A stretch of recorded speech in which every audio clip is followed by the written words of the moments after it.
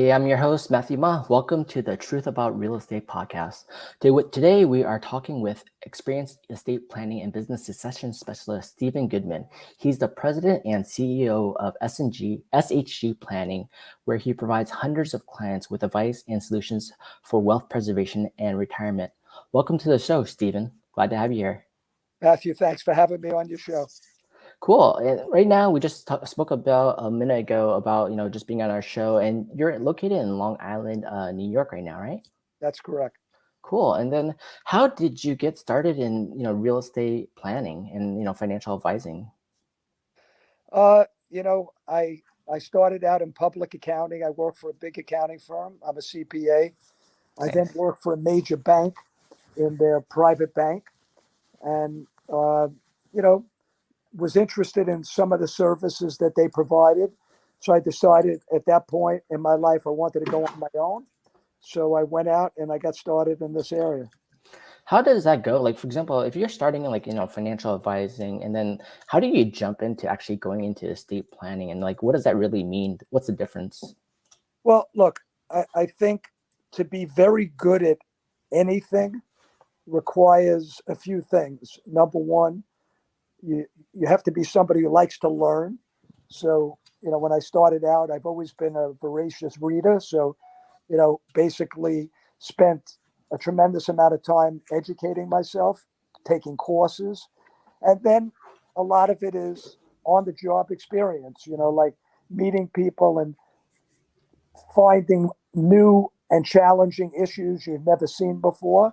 And then once you've been doing it for a couple of years, there's almost nobody I meet now that has a problem that I haven't seen before. And it's not, even though I may give like a quick answer and I'm like, wow, how did you come up with that so fast? Well, yeah, part of it is I like to think I'm good at what I do, but part of it is the experience of seeing those situations in the past. Yeah, when you become great at something you do, it just becomes natural, and then you're sharing your experiences, but it's so quick. But it's a lot of years of experience behind the scenes to really give you that quick answer. Yeah, like some people like have a questionnaire and they ask questions. Everything's right out of my head. I don't have a questionnaire. I ask you a question based on your answer. I ask you another question, and I don't know where I'm going. Like you're going to lead me there based on how you answer your questions. Nice. And what's the difference for our guests? What's the difference between financial advising and estate planning? Like, how does that work together, or how does that transition over? Well, the problem is some of these words are like blurry. Like, Yeah. you know, a financial advisor, which generally means somebody who's managing your money, will offer estate planning as one of the services that they provide to their clients, even though their main service would be typically managing their money. Hmm. I'm more of a estate planning business succession specialist. So I'm not necessarily managing your money. I'm dealing with more sophisticated tax and planning strategies for very wealthy people. Nice. And what is estate planning kind of like in detail? Like, what does that really mean? Well, estate planning is usually made up of number one, who are you going to leave assets to when you're not here? How are you going to divvy it up amongst your beneficiaries? When are they going to get it? Like right after you die or over some period of time? And what kind of strategies you can do both when you're alive and after you're gone to minimize A, how much in taxes the government may get, and B, to minimize the fighting and litigation that could occur between your heirs. That sounds really important. Why aren't more people doing that, setting up their estate planning? Well, it's probably due to a few reasons, Matthew. Number one, uh, most successful entrepreneurs uh, focus on what they need to do to today. They're putting out fires. They have issues that are currently important. They don't think they're going to die tomorrow. So they say, well, why can't I do it tomorrow? And then why can't I do it on Saturday and then Sunday and Monday and Tuesday? And every week goes by and to the next Saturday and Sunday. And as long as they're alive and they're healthy, it's okay to keep doing that. The problem is none of us could predict that. So it's a not budgeting time for planning. It's B, not wanting to think about dying. It's not wanting to spend money on lawyers, accountants, insurance, and making decisions that could be how you treat your children different from one another. And you don't want to think about it because if they understood how you were doing it, somebody's not going to be happy and it's going to lead to family disharmony. Yeah, it's a great point. And a lot of people, like even I talk to people, they don't want to talk about, trust, estate planning, death, insurance, and they just feel that, like you mentioned before, they just feel that, they're good and strong right now. They can just avoid it for now, but now becomes later, and then they forget about it, where it's too late, and then that becomes a big issue because, like in real estate, when you're dealing with probate sales, like I wish you could have avoided that up front if you knew beforehand and you planned beforehand, but the cost is really inexpensive, but just the thought process and actually going through, filling out questionnaires and information and actually planning what would happen if you were not here or if you were a vegetable. And it's tough to want to talk about that in life. No, you're right. And probably one of the biggest misconceptions, I've had this said to me hundreds of times since I've been in business. Like an accountant will say, "Oh, Steve, I got this client I want to send to you, but they're so successful. Like, I'm sure they have this all taken care of." And I try to say to people, look, you could have the best accountant, the best attorney, the best team, but if nobody on that team, see, what a skill that you need above and beyond just being smart is being somebody who knows how to motivate and move people to take action. And a lot of accountants and attorneys are not good at that. They're very smart, they know their stuff, but they're not good at moving people to take action. And if you don't have somebody on the team that's good at doing that, there's a high likelihood that stuff hasn't been taken care of, because without that person on the team, it's not going to happen. Yeah, and I noticed that too. Like, I guess for just say, for example, normal people, medium wage earners or even high income earners, they're not building. It's hard though. For example, they're not spending time to build a team around their life, around their businesses, around their financials, and to say, hey, actually, I'm doing really well in corporate life, work life, entrepreneurship. And then I need to think about like, hey, I need a estate planner. I need for example, if I'm doing a trust, LLCs, I need lawyers, I need CPAs, I need a team to actually work around what I'm doing in life to create that business succession for their kids. But sometimes they don't find the right people to do that. They don't think about it. They don't know who to talk to. They don't know what they need, and they don't know how expensive it can get or how it can be treated like an investment if you think about it that way. No, you're right. Yeah. And I think that I would say one of the biggest mistakes that people make is, and I understand why they do it, because they don't want to deal with this, but a lot of people are not open-minded. Like, they have an accountant, they have an attorney. Oh, I took care of this already. And it's like, what I almost feel like saying to them, let's say it's an electrical contractor that has a successful business, and it's almost like me saying to the person, like, if you came into my house, me telling you that all my electrical contracting has been taken care of, like, what do I know about electrical contracting? Like, how do I know that there isn't a problem in my house I don't even know exists?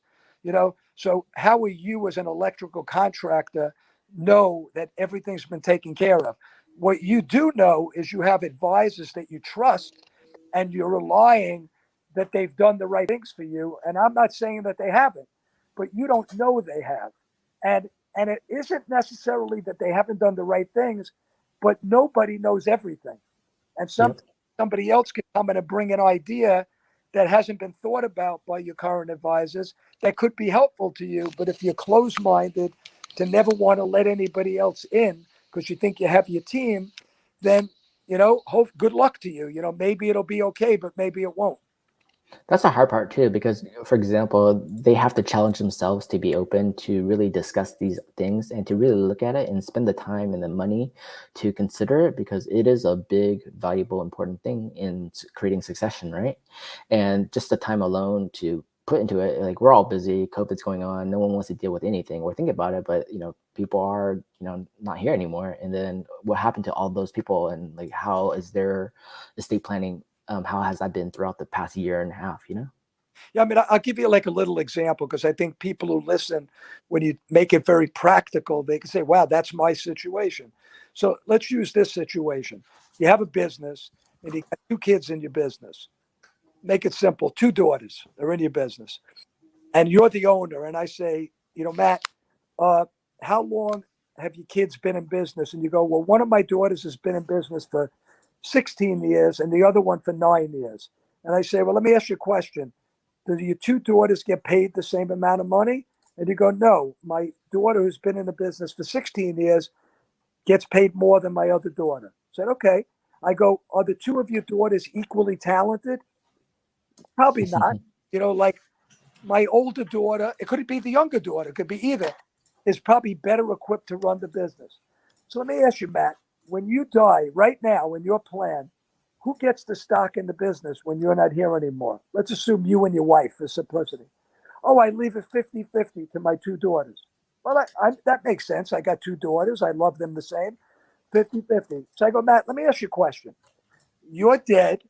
They bury you. They have the wake or depending what religion you are. First day back in the office. Younger sister knocks on older sister's door and says, sis, I need to have a conversation with you. We're now 50-50 owners. Like, dad was paying you $400,000 a year. I was only getting paid $250,000. Like, we're now going to get paid the same amount of money. We're 50-50 owners in this business. Like, you don't think that's going to happen, Dad, as soon as you're gone? Like, have you thought about that? Have you talked about that with your daughters? Do you have any agreements in place, management agreements, compensation agreements? Like, have you thought about this? No. So how long do you think it's going to take between the time that your two daughters aren't speaking to each other anymore and they're not going to one another's homes for Thanksgiving and the holidays, and the business goes down the toilet because they can't make any decisions because they're fighting with each other?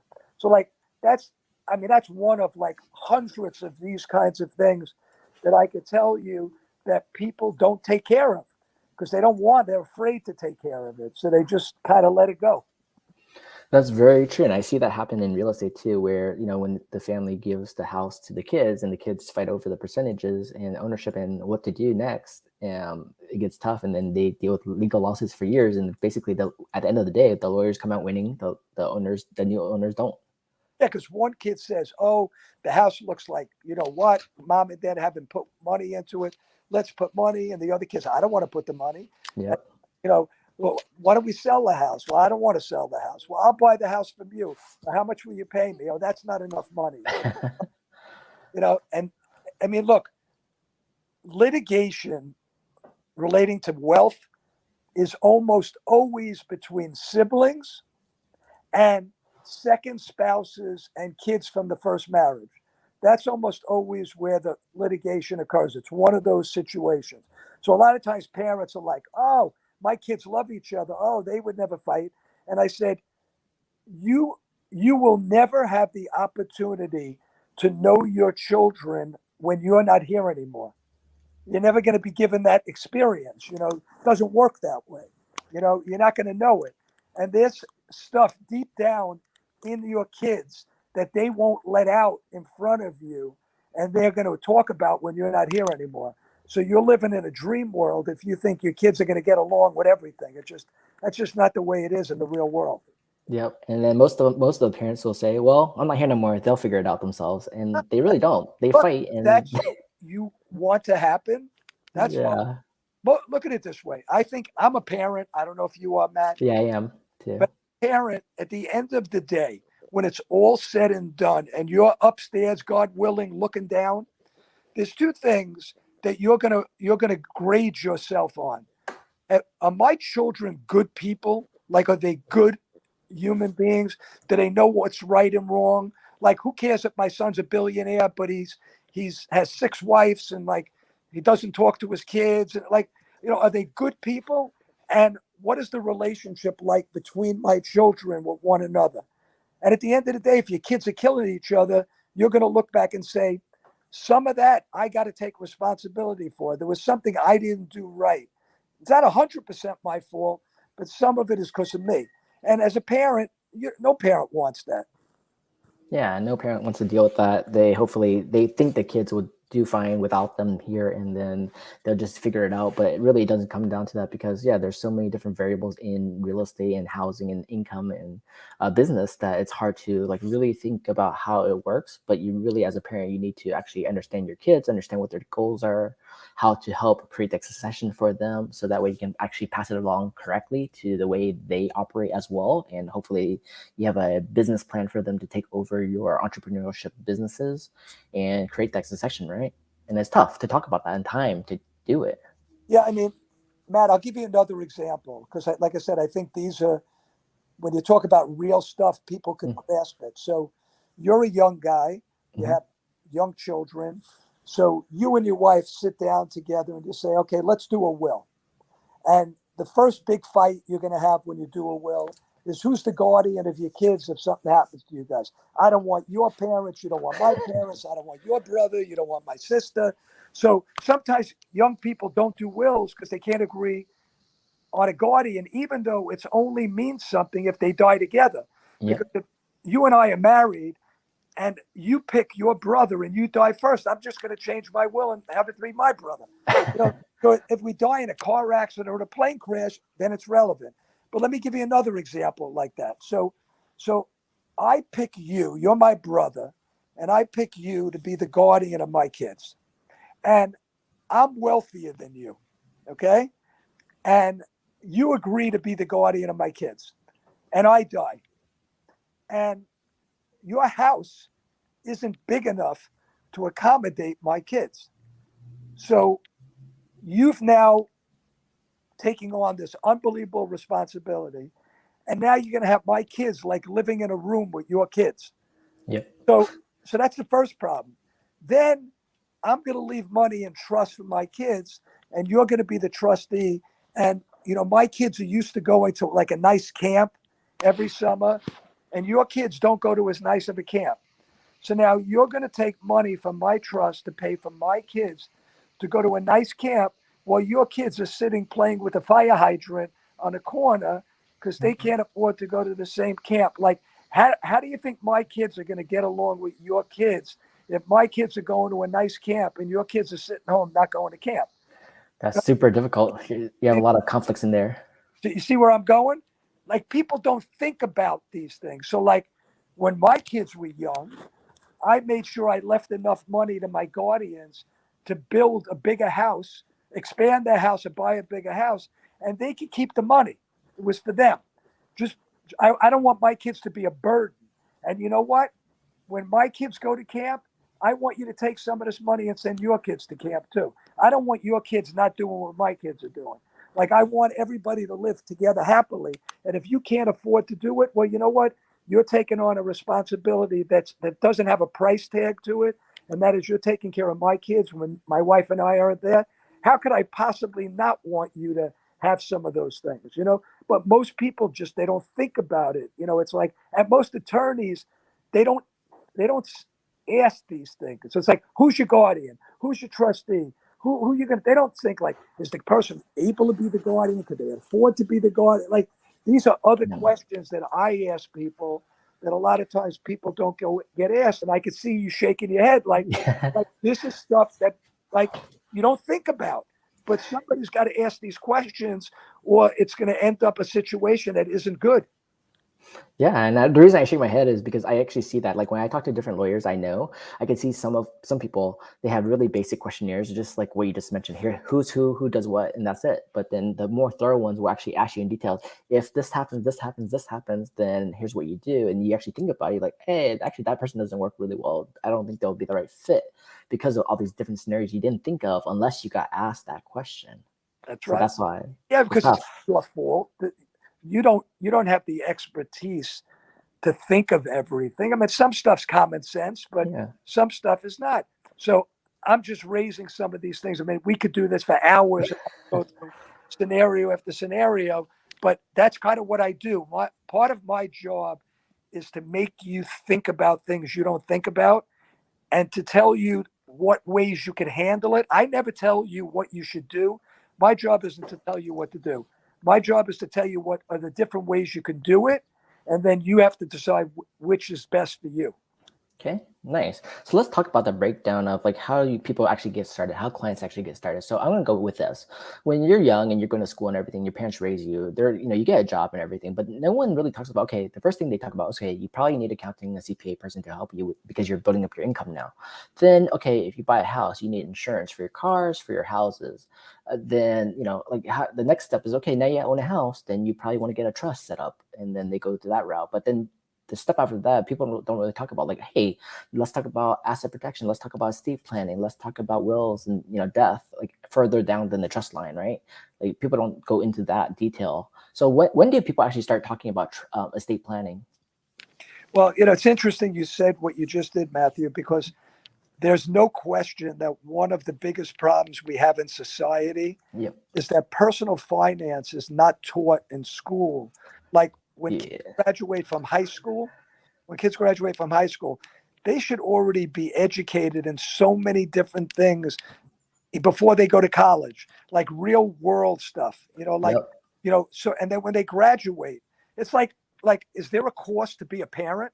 Like one day your wife's pregnant, the next day you bring the kid home to the hospital, and now you're a parent. Like you couldn't drive a car without taking lessons and getting a license, but they'll let anybody walk out of the hospital with a kid. Yep. Like you don't know what it is to be a parent, So it's the same thing. Like there's so many financial things that people they have no education for. They don't know who to ask. They don't know who the right people to ask. Over time, yeah, they get an accountant, they get an attorney, they kind of find people, but they should be much better educated on what they have to ask their advisors, not just be there to listen to what the advisors tell them.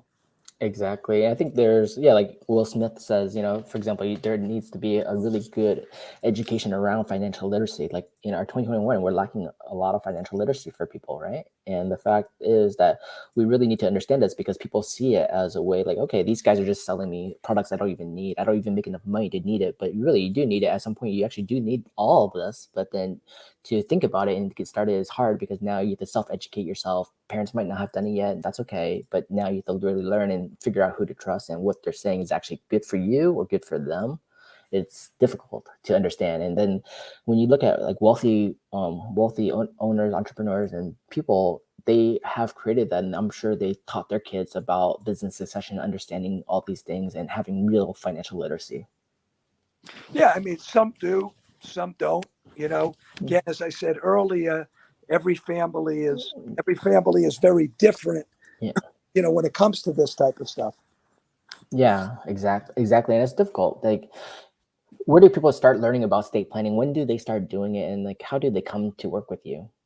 Well, look, estate planning is a very broad term. Mm-hmm. Doing a will is estate planning.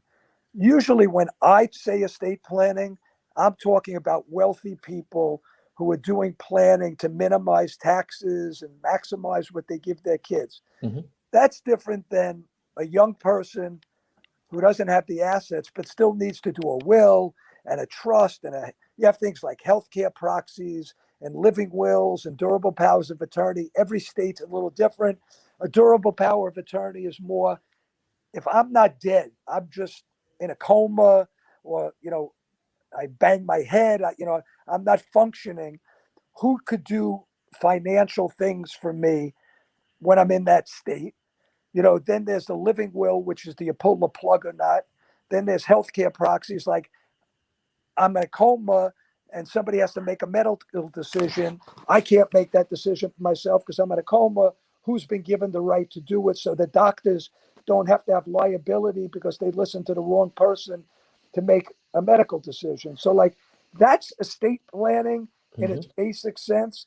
But I would say, as soon as minimum when you have children, but even maybe when you get married before having kids, there's usually a certain amount of basic estate planning documentation that needs to be done, assuming you don't have a lot of money. If one or both parties are coming into the marriage with a lot of money, then there's prenups. Then it becomes much more sophisticated when two families are kind of merging together that have wealth.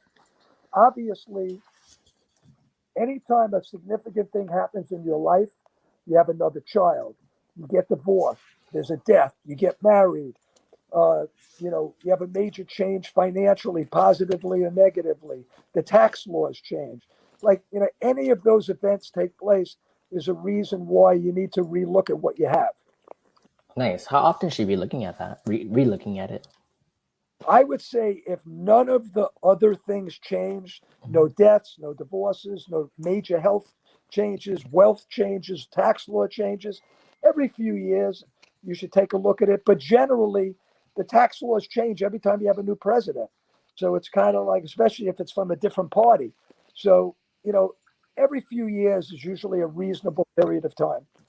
Cool. So let's jump into the more advanced topic of, succession planning and wealth preservation. So, for example, you have a new client come in, a real estate professional, investors, people who have money. When they come to work with you, what's the first thing you do with them? Uh, First off, I ask them what made them come in to see me. I'm in to see somebody who does what I do, because that will give me a little bit of a feel of what's on their mind. And then, as I said, I just ask a lot of questions. And like I said, it's not formal. It's kind of like I ask you, based on how you answer it, I ask you something else. And I kind of get around to asking everything, but it's not in a set way. It's kind of, rather than straight down, it's kind of in circles as we delve into different topics. Okay, so let's play a role play example. Hey, I'm a young guy. I have, two kids now, and I'm in real estate investing. I'm a real estate agent as well, and then I want to figure out how to maximize my tax benefits while preserving and creating a succession plan for the kids to, if we're not here. Okay. So Yeah. like a make believe interview is what you're saying. Yeah, exactly. Like, Yeah. just figure out like what do I do? Yeah, sure. So like you would come at it and I would, like I said, so Matt, you coming in to see me, kind of what's on your mind? What made you decide to meet with a person that does what I do? Yeah, some people talk about, for me, like they talked about, hey, you should think about, you're doing well now. You should think about asset protection. You should think about wealth preservation and how to protect it for your kids. So like now I started looking up, for example, hey, estate planning. That's something that I should be looking at. Hey, Steve, what do I do? What's the next step for me? Okay, so Matt, how old are you? For me, I just turned 40. Well, you could make believe that, Yeah, exactly. and you're married. Yeah, married. Two Is this kids. your first marriage? Yep. Yeah. First and only, right? Hopefully. Hopefully. Any children? Yeah, two. How old? Let's say 5 and 1. 5 and 1. Okay, is your wife? Tell me a little bit about what you do. So for example, I'm a real estate agent and an investor, and I'm looking to build and maximize my wealth and tax preservation. Okay, do you have multiple companies? Do you have one company? How many companies Yeah. operate? Yeah, I would say most real estate agents probably run one or two companies, like, for example, sales, and they might be investing passively as well or actively. So I assume though, when Mhm. you buy properties, you put Mhm. each one like in a separate LLC. You're not putting So all of them into one LLC, correct? So let's say, for example, most people, they probably would start off with just themselves, husband, wife, investing first, and later, as they build up, they would start considering to do LLCs. My CPA, for example, says, "Oh, you don't need an LLC yet." Insurance agents might say, "You don't need it yet until you hit a certain dollar amount, and after that, then you should consider LLCs." So I'm just giving you different kind of examples people say. Yeah, I mean, I'm a big believer. I'm a big believer in not having things in your name. Yeah. So I'm a believer that you should have an LLC if you have real estate that's an investment. I'm not talking about your home necessarily, but if you Mhm. have real estate that's an investment, I think every time you have a new investment, it should be in a separate LLC. You don't want to have liability issues that could impact, a different property. Mhm. Uh, I'm a big believer in putting things in trust, that not just for tax reasons, but for asset protection in case you get divorced, in case you get sued, in case your kids get sued. So I think it's really important that you do that.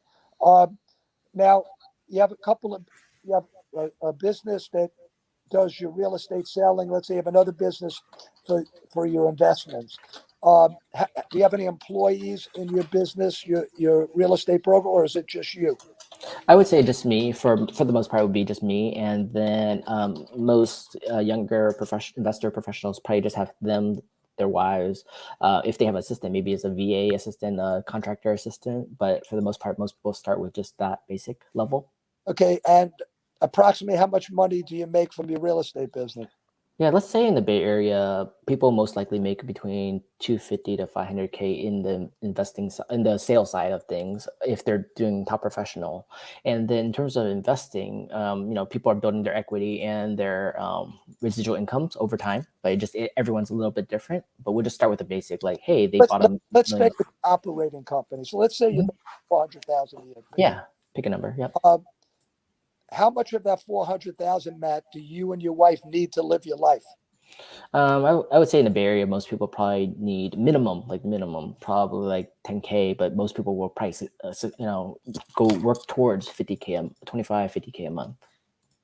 Okay, so right now, are you, after paying taxes, are you saving any money? Yeah, definitely. Most people who have some real estate will save a lot because of that residual income from the rentals, paying down their mortgages, have positive net income, along with their own jobs from employee jobs and real estate sales jobs would have, can save quite a bit. Okay, so here's one of the things that could be different with each individual. So if one has a operating company and they make more money than they need to live on, and they're not in the real estate business, Mm-hmm. then many times I would recommend they set up some sort of a pension plan, especially if they don't have any employees, so they could start putting away a lot of money and reduce their taxes, okay, and save a lot in taxes and build up a retirement. The problem is that a lot of real estate people will say, I don't want to lock it into a pension plan. I'd rather pay the tax on it. I may get some tax savings from my real estate, and this way I could use that money to buy more real estate because Yeah, my retirement. yeah. So yeah, you could see where that could go in different directions. Okay. Then I would say, all right, Matt, when did you do a will last? Like, when's the last time you did your will? Yeah, I would say when you get married, usually parents would say, "Hey, you should think about when you get married, you own a house, you should start creating a trust, a will, and get that planned out." Not everyone does it though. I know some people who got married 5, 10 years later, they still haven't done it. Okay, so let's say I'm talking to you and you say, Mhm. okay, I did my will. Yep. And you say I did it 6, 7 years ago. Matt, have you looked at your will? Like, have you ever looked at it since you? No, most Okay, people not. so that's going to be one of the first things we need to do, because you may find that you picked people in the will to be guardian, to be trustee, to be executor, which I could explain in a minute some of the differences that maybe aren't the right people anymore. Things have changed in the last 5 or 6 years. Friendships have gotten better, have gotten worse, family members. So we need to take a look at that. Do you remember who you picked as guardians? Yeah, I kind of do, but for example, some people moved away. Some people are not as good as they were. Some people are better, and they're just super busy. Haven't I talked to them about it. Yeah. Yeah, I assume that if your kids, God forbid, lost you and your wife, and they have friends from where they live, that you would prefer if you had a guardian that lives where they could go to the same schools and have the same friends, so they're totally uprooted to another state or a city. And not only don't they have their parents, but they don't have any of their friends anymore. Yeah, sure. Not everyone has thought about that, right? That's a good information, Steve. Yeah, some people moved away. I don't want my kids to change schools.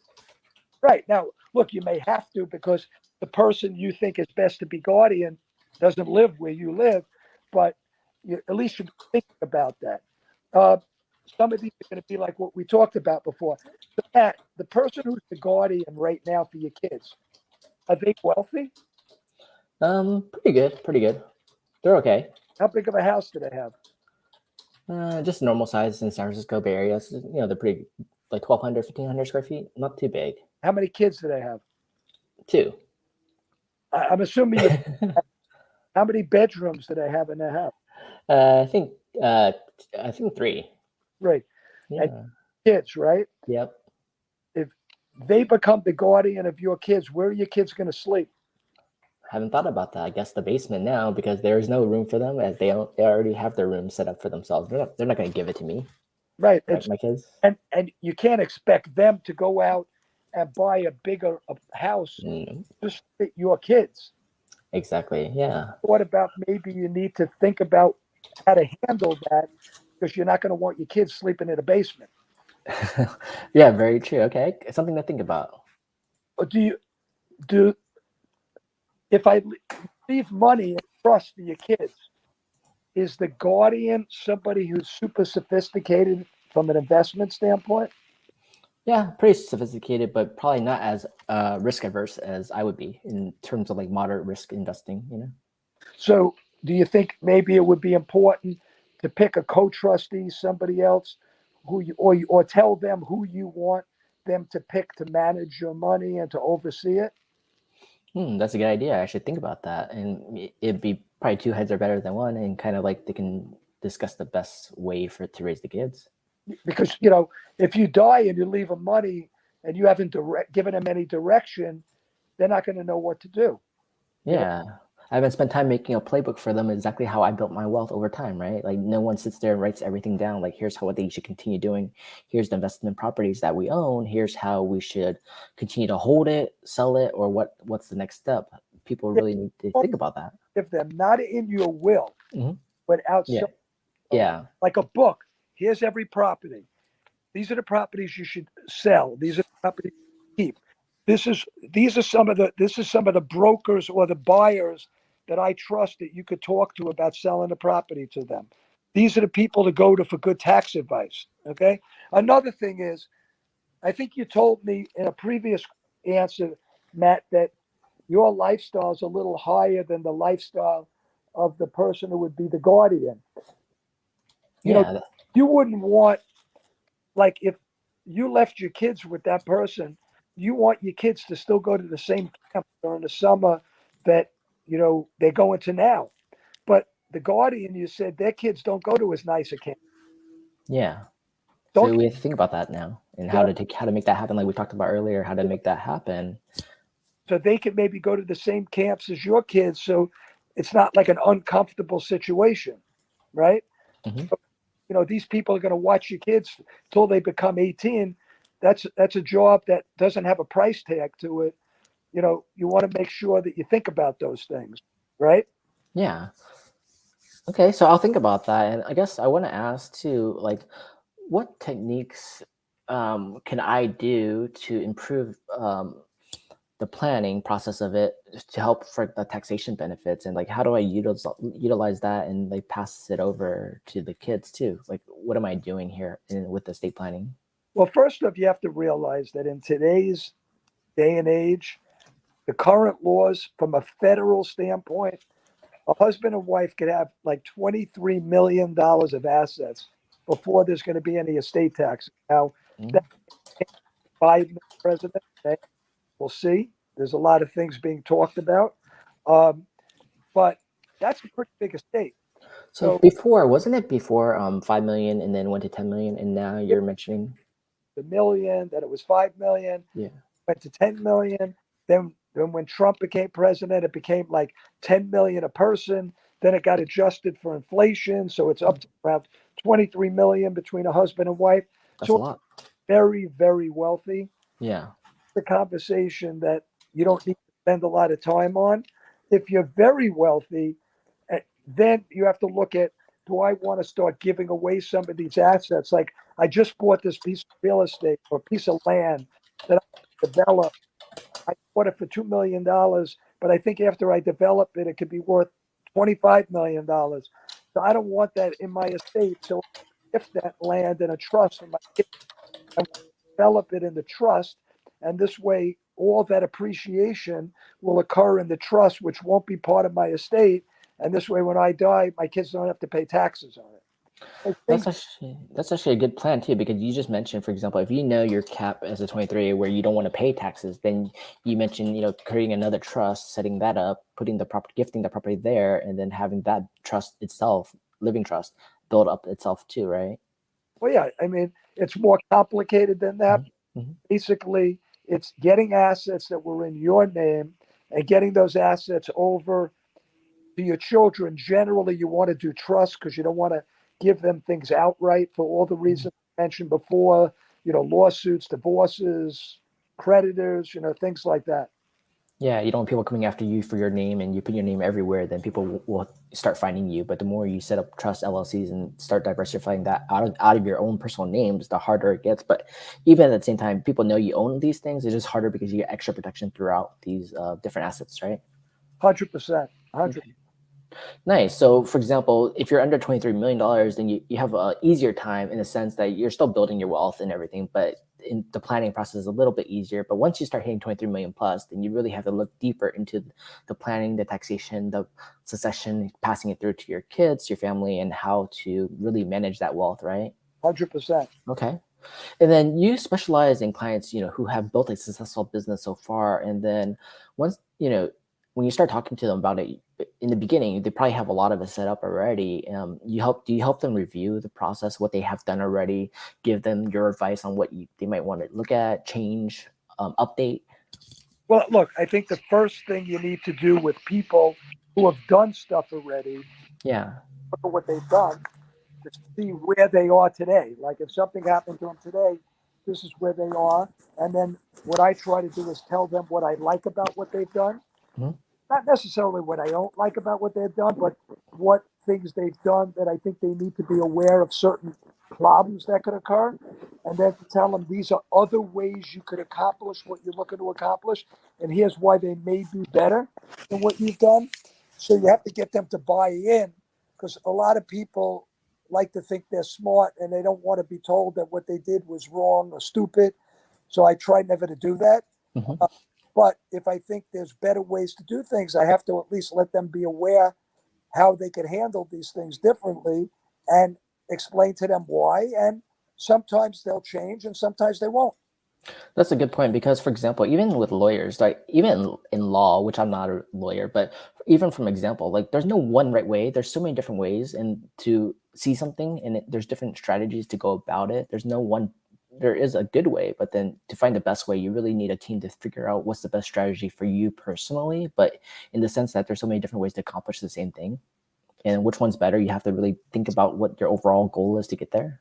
Yeah, look, it's like you're a real estate investor. Some real estate investors like to buy houses.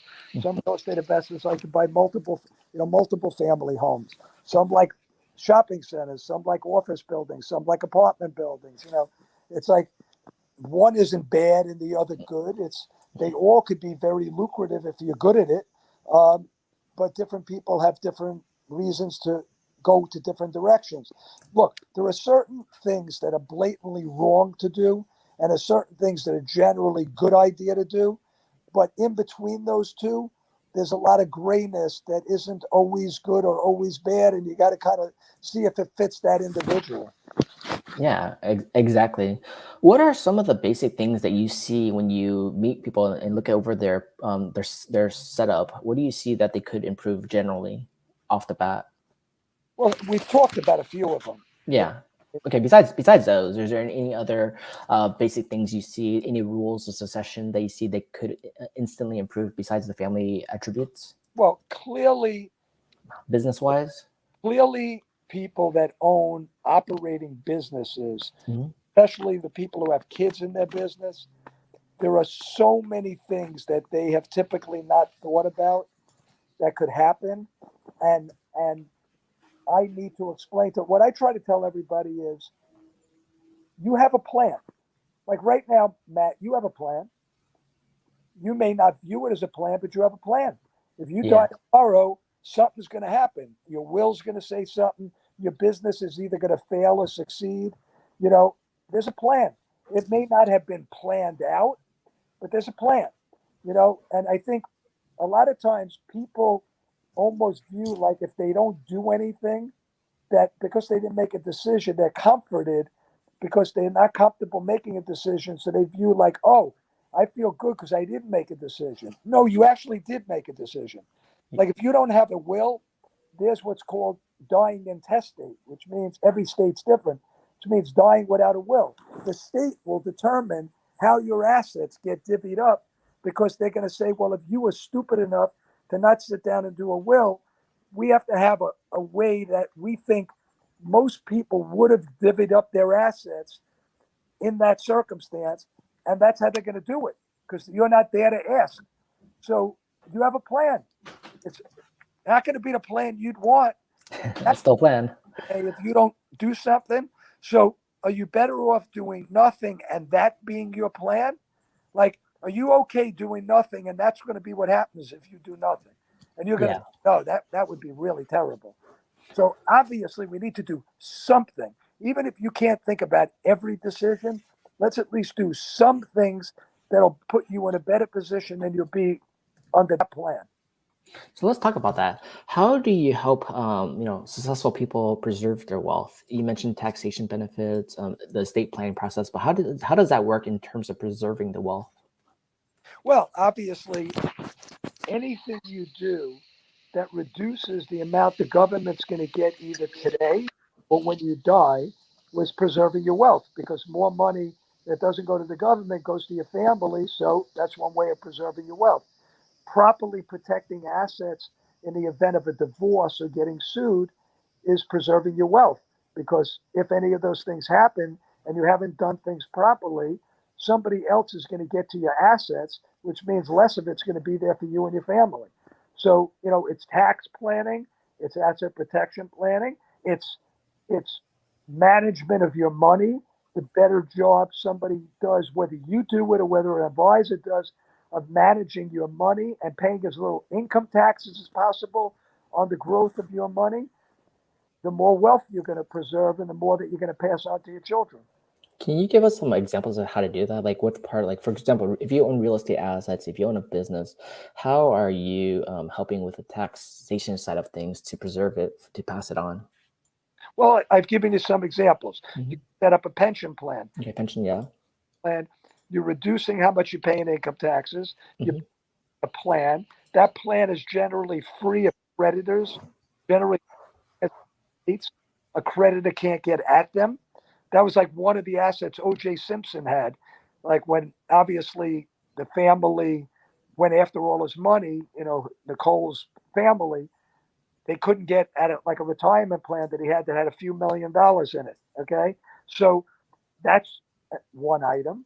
Second thing, as I said, is putting things in LLC so that if there's ever a lawsuit, you're protected personally. They can only go after the assets in the LLC. If you're going to give things to your kids, putting it in trust so that if they ever get divorced, those assets can't get to their spouses. And if they ever get sued, those assets can't get to the creditor. And also given to them in a proper trust. When you die, it's not going to be part of your estate. So they're going to keep all that money and they're not going to pay estate taxes. So you could have a 40 to 50% estate tax on your assets. That's 50 to 60% more money that's going to your family. Nice. That's really smart, because basically, like you mentioned, getting everything out of your personal names into trusts, LLCs, divvying it out in that way with wills, and limiting your own personal exposure to everything throughout makes it a lot smarter and a lot better. And you just have to have the right team to help you manage it yourself. Here's all the things you have set up for all that with a playbook. Right. And you also can't do it when you know you're going to be sued. Fraud conveyance. So you can't say, I'm going to control everything. Oh my God, I think someone's going to sue me and I'm going to move all my money. You're going to have a hard time doing it. You have to plan these things. Everything is good. And then, someone couldn't come back to you and say, oh, well, this guy transferred all this money in his wife's name or a trust. Yeah, but I did it 10 years ago. Nobody was going after me. That was part of my planning. So you can't unwind something somebody did 10 years ago. Nice. So people got to start planning sooner than later, and hopefully no one ever gets sued, but it happens and things happen and people get divorced. Those things happen. Kids fight. So if you can plan ahead of time for everything, then it's harder for them to come after you for those things, especially. Without a question. What special challenges do realtors and active investors, real estate professionals deal with when doing wealth preservation strategies? Look, one issue that they have is they're very illiquid. So if they're very wealthy, I'm talking about tens of millions, hundreds of millions of dollars, and they die and their money is all tied up in real estate, mm-hmm. Government wants to get paid their estate taxes. There's no liquidity. So they have really three choices.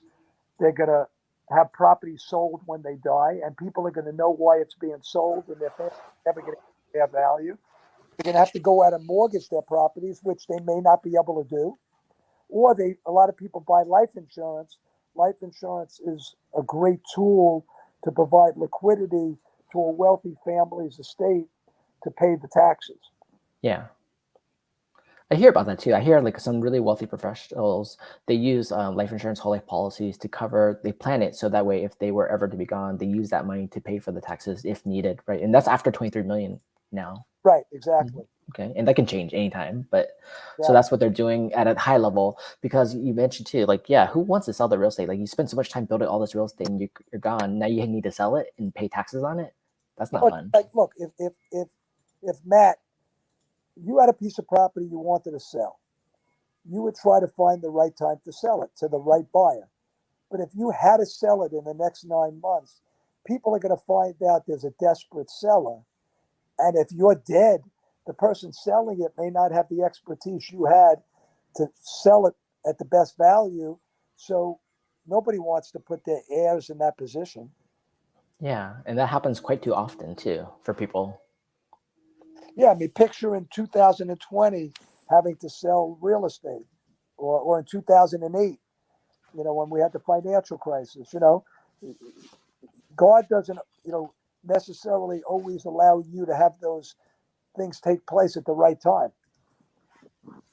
Okay, yeah, that makes exact sense. Yeah, no one wants to sell during a down market like 2008, and then even during a up market, you want to figure out the best strategy for that property. It could have been like, hey, before you sell it, you should remodel it, do this, this, and this, and then sell it for the highest price using these people. But if you don't know, didn't plan, then you might just be selling it for on the penny, right? Yep. Okay. What are some common mistakes that you see in before the people come to you? Like, what are some common mistakes that you see? Well, we've covered a bunch of them in our Yeah. conversation. Yeah. Having a will that they haven't looked at for a long time, not really thinking about who should watch their kids and how all the things I've covered a couple of times with you. Who should manage the money if something happens to you? If you die, what should your wife do if she's not involved in the business? Who's a good buyer? Which assets should be sold? Um, who do you trust managing money for your family if you're not here anymore?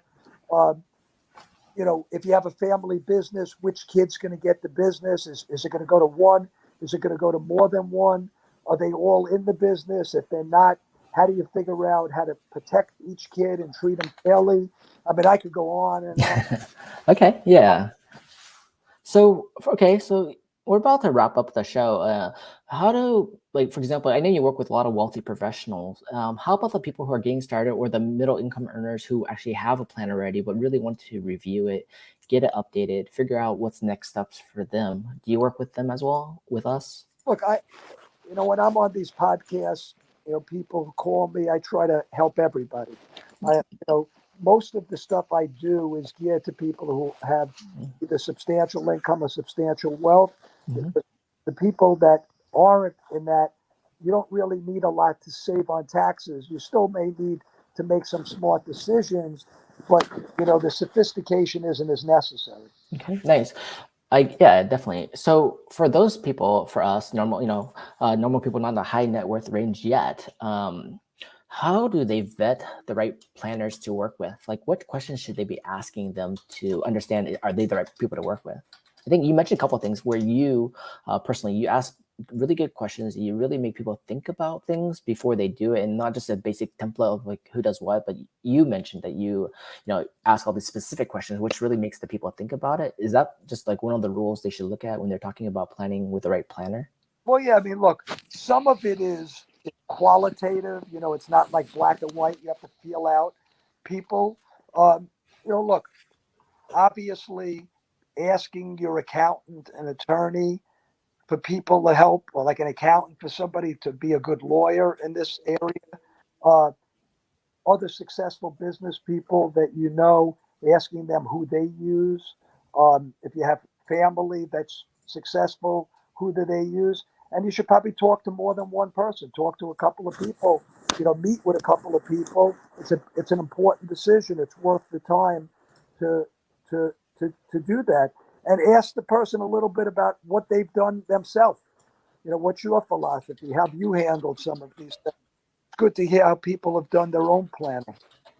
That's a great point. Yeah, if they don't have their own planning or they're not detailed enough to really elaborate on what they're doing and why they're doing it that way, then it's good to question, is that the right person for you then? 100%. Okay, and then how much time does this generally take for a normal person, a normal family to do this setup, and then how much does it generally cost in different markets? Well, look, for people who are doing more basic stuff, like, they don't have substantial wealth, it's more basic, but they want to deal with a lawyer that knows what they're doing. I mean, you could go to like LegalZoom and try to do some of these things, but if you want to deal with like a lawyer and you have, some wealth, I would say, it could take you a couple of months to get all this done. And from a legal standpoint, less than $5,000 generally to do all of this. Obviously, if you're going to buy insurance, then, there's a cost for insurance to do it. For people who are doing sophisticated planning, it could take 6 months to a year. It almost never ends. It's like an ongoing thing, and it can cost tens of thousands of dollars in legal fees. It could cost tens to hundreds of thousands of dollars in insurance if you want to properly provide the liquidity for your taxes. Nice. Yeah, very good points, and I'm glad to hear that too. And yeah, especially in the beginning, the cost is not really too expensive, and it's actually just putting the time and effort into it and creating that value and the investing value to protect your family's assets and to create that plan for them, so that way you don't have to deal with probate, for example, that can end up in like 70,000 plus or more. Who knows exactly what you're doing and where you're located. That's a lot more expensive if you're not here and you didn't plan, and letting the city deal with all your stuff, right? The state. Correct. Cool. Okay. So how do people reach out to you to learn more if they want to have questions and to talk about planning, especially high net worth people out there that are listening to the show? How do they reach out to you?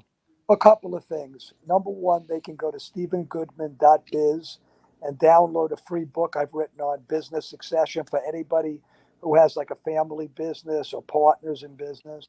And then my website is shgplanning.com. I have probably 70 articles on the site. Nice. And my cell number, best place to reach me, 516-297-7390. Perfect. Thank you so much, Stephen, for being on our show today. For everyone out there, check out our podcast, The Truth About Real Estate, and we'll see you guys in the next one. Have a great day. Thanks, Matt.